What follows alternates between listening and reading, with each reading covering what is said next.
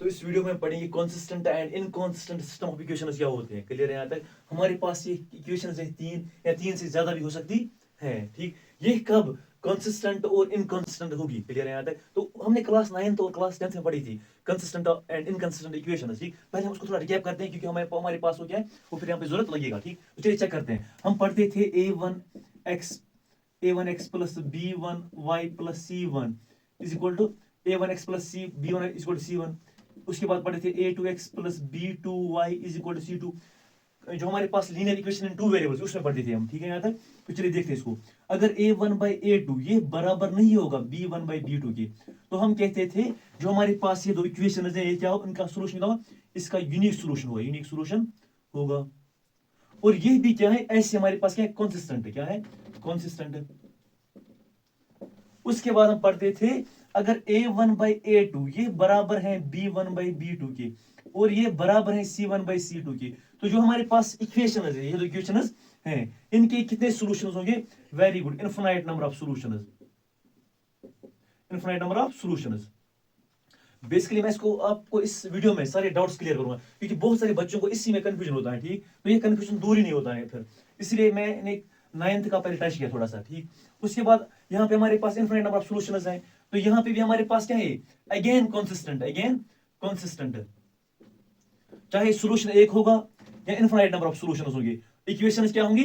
Consistent. Very good. उसके बाद अगर a1/a2 ये बराबर होगा b1/b2 के और ये c1/c2 के बराबर नहीं होगा, तो इसके कितने सॉल्यूशंस होते हैं? No solution, no solution. और यहाँ पे जो कंडीशन है वो डिफरेंट है, यहाँ पे जो इक्वेशन है वो क्या होंगी? इनकंसिस्टेंट। यहाँ पे सॉल्यूशन, यहाँ पे हमारे पास जो इक्वेशन है वो क्या है? इनकंसिस्टेंट। क्लियर है? तो अच्छा, इसका मतलब क्या है? यूनिक सॉल्यूशन का मतलब क्या है? इनफिनिट नंबर ऑफ सॉल्यूशन का मतलब क्या है और इसका मतलब क्या है? तो चलिए समझते हैं इसको पहले थोड़ा सा। अगर हमारे पास यूनिक सॉल्यूशन, इसका मतलब है x और y का एक स्पेसिफिक वैल्यू है 5,2 या 5,3। क्लियर है यहाँ तक? यहाँ पे x का एक वैल्यू होता है और y का एक वैल्यू होता है। अच्छा, इसका ग्राफिकल मतलब क्या होता है? हमारे पास अगर दो लाइन्स है, ये एक पॉइंट पे इंटरसेक्ट करती हैं, उसको हम क्या कहते हैं? Unique solution, unique solution. Clear है यहाँ तक? अच्छा, इसका मतलब क्या है? Infinite number of solutions. हमारे पास जो इक्वेशंस होंगी उनका एक स्पेसिफिक वैल्यू होता है। ठीक है यहाँ तक? हमारे पास जो इक्वेशन लाइन्स होती है, यहाँ पे जो लाइन्स होती है वो क्या होती है? They are coincident, they are coincident. वो लाइन्स एक दूसरे पे टच करती है। For example y equal to 3, y equal to 3 या y equal to 4, y equal to 4, या ऐसी हमारे पास होती थी इक्वेशंस, ऐसी हमारे पास होती थी इक्वेशंस। क्लियर है? तो अच्छा, इसकी फॉर्म कैसी है? फॉर एग्जांपल हमारे पास इक्वेशंस है 5x1 plus 2 5x plus 2y is equal to 3, and दूसरे हमारे पास है for example 5x plus 2y is equal to 3।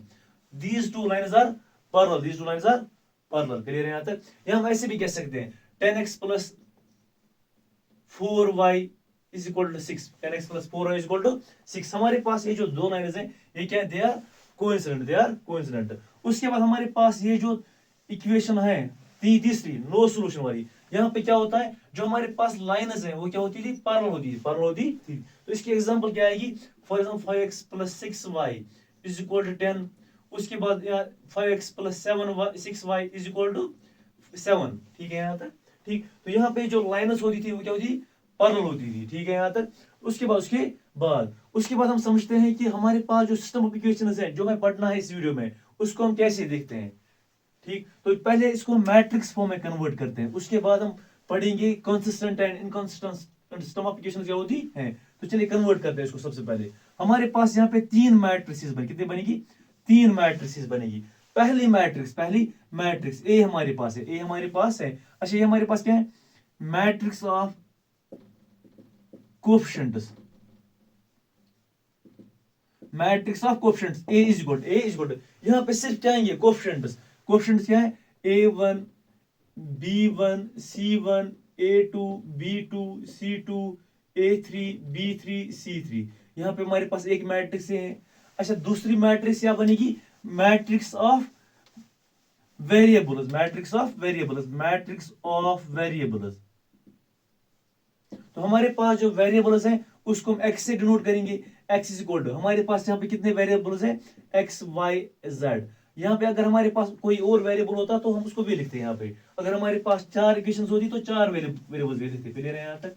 तो चलिए उसके बाद हमारे पास तीसरी मैट्रिक्स, मैट्रिक्स ऑफ किसका, कॉन्स्टेंट्स। हमारे पास क्या बनेगी, B is equal to D1 D2 and D3। तो क्लियर है यहां तक? तो हम इसको कैसे लिखेंगे, इसको हम ऐसे इस वाले हमारे पास जो ये 3 इक्वेशंस हैं इसको हम मैट्रिक्स फॉर्म में ऐसे लिखते हैं इक्वेशन में। ठीक है यहां तक? Ax is equal to B, x is equal to B। ठीक। अच्छा अगर हम x को अपनी जगह रखेंगे, a को इस साइड लाएंगे, ये क्या बनेगा, a inverse b, a inverse b। मैंने आपको लास्ट वाले लेक्चर से पढ़ाया है, a इनवर्स के लिए हमारे पास एक फॉर्मूला होती थी, क्या होती थी, 1 by determinant of a into adjoint of a, 1 by determinant of into adjoint of a into हमारे पास यहाँ पे क्या है, b है। अच्छा इसको आप जहन में रखो। तो अभी हम इसी के बेस पे पढ़ेंगे consistent and inconsistent system of equations क्या होती है। तो चलिए पढ़ते हैं अब।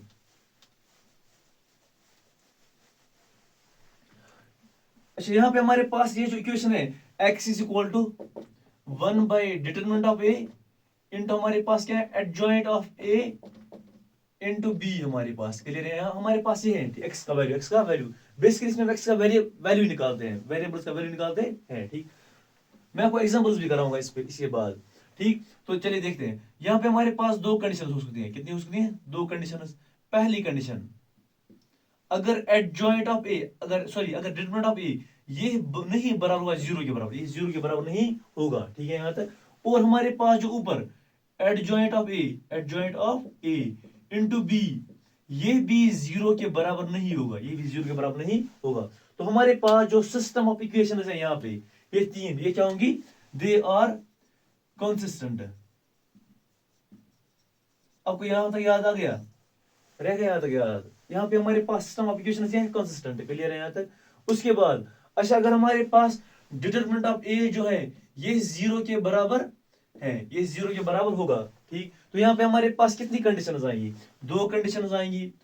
हमारे पास पहली कंडीशन, या तो ये ऊपर वाला 0 होगा, adjoint of A into B, adjoint of A into B, या तो ये 0 के बराबर होगा, या तो adjoint of A into B हमारे पास जो है, या ये 0 के बराबर नहीं होगा।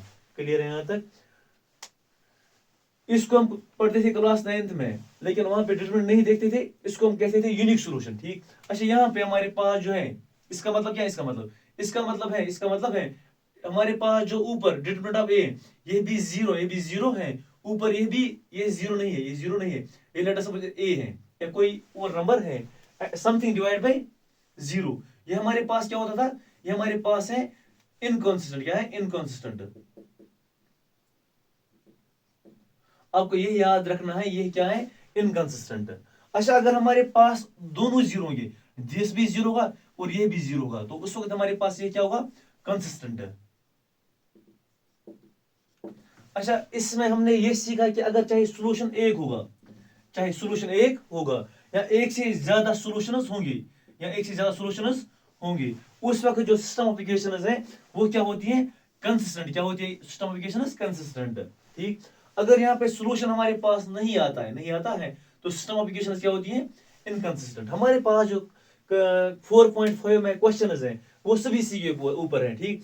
ये whether the system of equations are consistent और इनकंसिस्टेंट। क्लियर है यहाँ तक? अगर हमारे पास सिस्टम ऑफ इक्वेशंस है वो कंसिस्टेंट है तो आप वैल्यू निकालिए। तो चलिए उसमें, तो हम नेक्स्ट वीडियो में देखेंगे कि क्वेश्चंस, वहां पे हम ऐसे क्वेश्चंस करेंगे, हम चेक करेंगे कि कौन सी इक्वेशन जो है वो कंसिस्टेंट है, कौन सी इनकंसिस्टेंट है। ठीक। तो चलिए मिलते हैं नेक्स्ट वीडियो में।